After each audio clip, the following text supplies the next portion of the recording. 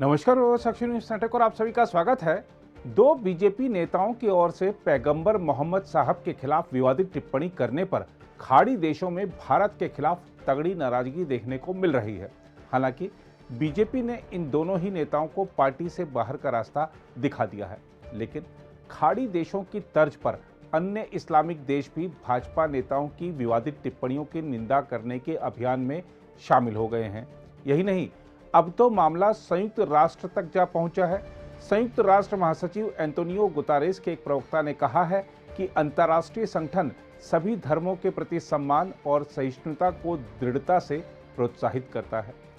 सरकार को इस मामले पर जहां एक और अंतर्राष्ट्रीय आलोचनाओं का सामना करना पड़ रहा है, वहीं घरेलू मोर्चे पर विपक्ष आग बबूला हो रहा है। विपक्ष का आरोप है कि भाजपा की वजह से विदेशों में भारत की साख को धक्का पहुंचा है और भारतीय राजदूतों के लिए असहज स्थिति पैदा हो गई है।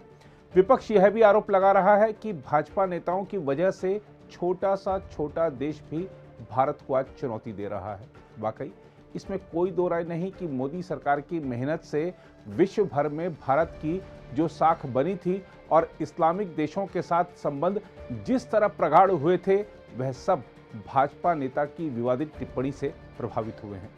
विपक्ष यह भी कह रहा है कि भाजपा ने खाड़ी देशों के दबाव में विवादित बयान देने वाले नेताओं पर कार्रवाई की है। सांसद असदुद्दीन ओवैसी का कहना है कि हम तो पिछले 10 दिन से मांग कर रहे थे कि नुपुर शर्मा पर कार्रवाई की जाए, लेकिन जब खाड़ी देशों में विवादित टिप्पणी का विरोध हुआ तब कार्रवाई की गई। सवाल उठता है कि क्या ओवैसी के इस आरोप में दम है? जवाब तलाशें तो कुछ सच्चाई तो नजर आती है, क्योंकि खाड़ी देश भारत के लिए वाकई बहुत महत्वपूर्ण है। आइए आपको समझाते हैं कि खाड़ी देश भारत के लिए क्यों महत्वपूर्ण है। हम आपको बता दें कि एक आंकड़े के मुताबिक करीब 3.2 करोड़ प्रवासी भारतीयों में से लगभग आधे खाड़ी देशों में काम करते हैं, जो अच्छे पैमाने पर अपने घर यानी भारत में पैसा भेजते हैं, जिससे भारत का विदेशी मुद्रा भंडार बढ़ता है। विश्व बैंक की नवंबर 2021 को जारी एक रिपोर्ट के अनुसार भारत में साल 2021 के दौरान विदेशों से 87 अरब डॉलर का धन आया। इसमें से बड़ी मात्रा खाड़ी या खाड़ी सहयोग परिषद यानी जीसीसी देशों की थी।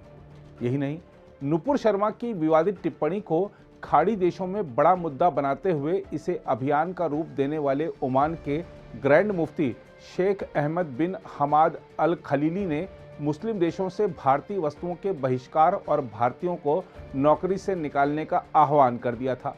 इस आह्वान के बाद अरब में भारतीय उत्पादों के बहिष्कार करने की अपील ट्विटर पर ट्रेंड हो गई और खाड़ी देशों में काम कर रहे लोगों पर रोजगार छीनने का संकट मंडराने लगा।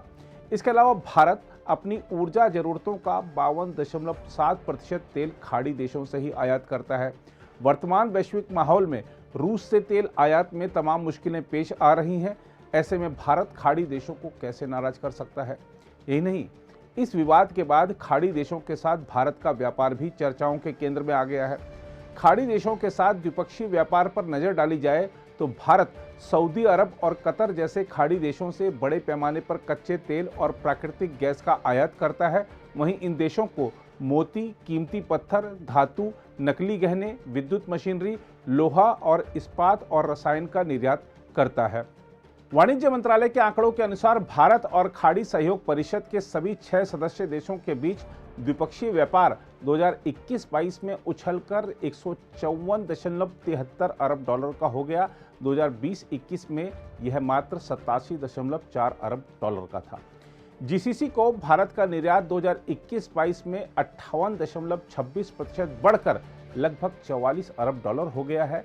वहीं इन देशों का भारत के कुल निर्यात में हिस्सा बढ़कर 2021-22 में 10.4% हो गया है।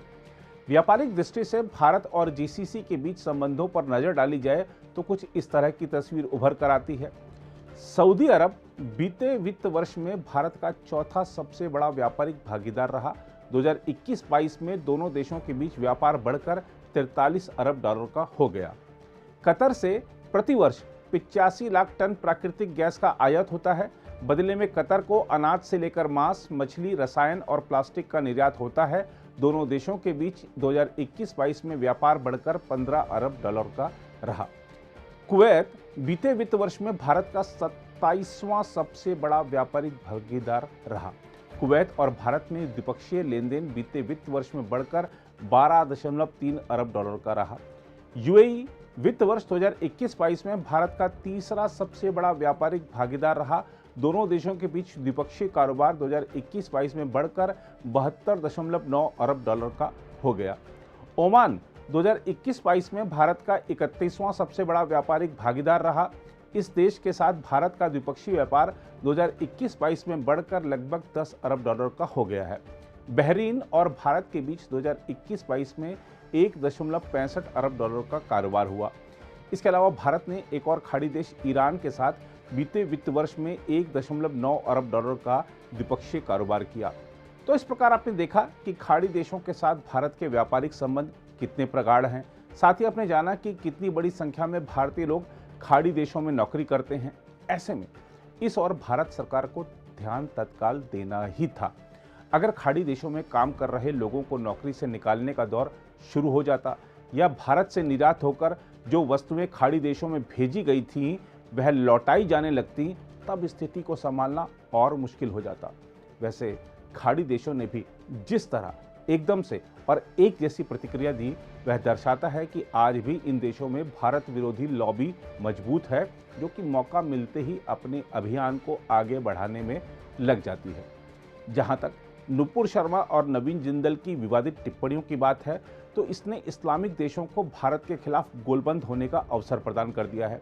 हम आपको बता दें कि मक्का स्थित मस्जिद अल हराम काबा और मदीना स्थित पैगंबर की मस्जिद ए नबवी के मामलों की जनरल प्रेसिडेंसी ने भाजपा प्रवक्ता के अपमानजनक बयानों की निंदा तो की ही है, अब सबसे ज़्यादा मुस्लिम आबादी वाले इंडोनेशिया ने भी विवादित टिप्पणी की कड़ी निंदा करते हुए इसे पैगंबर के खिलाफ अस्वीकार्य और अपमानजनक टिप्पणी करार दिया है। यूएई ने भी पैगंबर का अनादर करने वाली विवादित टिप्पणी की निंदा की और इसे खारिज किया। जॉर्डन ने भी भाजपा नेता की आपत्तिजनक टिप्पणी की कड़े शब्दों में निंदा की।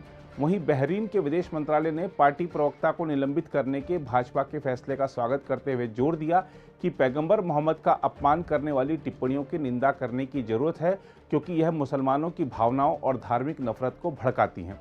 अफगानिस्तान की सबसे बड़ी स्वतंत्र समाचार एजेंसी पचवोक न्यूज ने खबर दी है कि तालिबान के नेतृत्व वाली अफगानिस्तान की अंतरिम सरकार ने पैगंबर मोहम्मद के खिलाफ अपमानजनक टिप्पणी की कड़ी निंदा की है।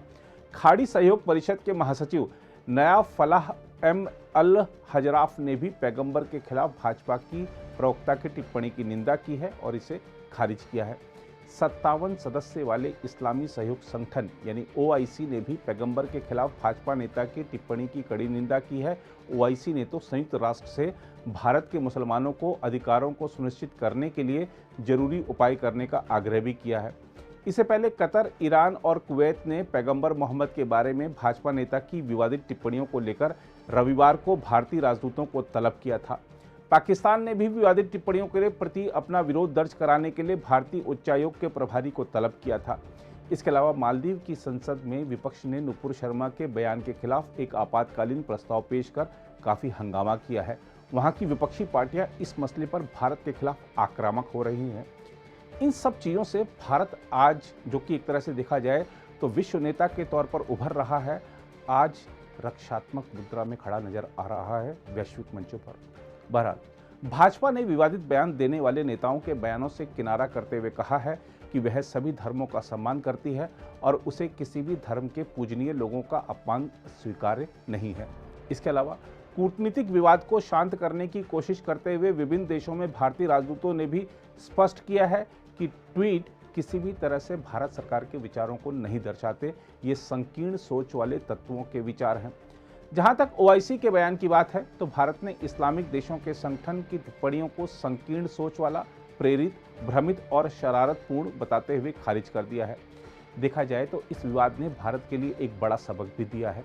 सरकार को चाहिए कि संकीर्ण सोच वाले तत्व यदि फिर कोई विवादित बयान दें तो उन पर तत्काल सख्त कार्रवाई की जाए और भाजपा को भी चाहिए कि वह अपने नेताओं और प्रवक्ताओं को संयम से अपनी बात रखने की सलाह दे। अगर आप भी लेना चाहते हैं देश दुनिया की तमाम जानकारी तो आज ही सब्सक्राइब करें हमारे चैनल को। साथ ही नीचे दिए बेल आइकन को जरूर दबाएं ताकि हर अपडेट आप तक पहुंच सके।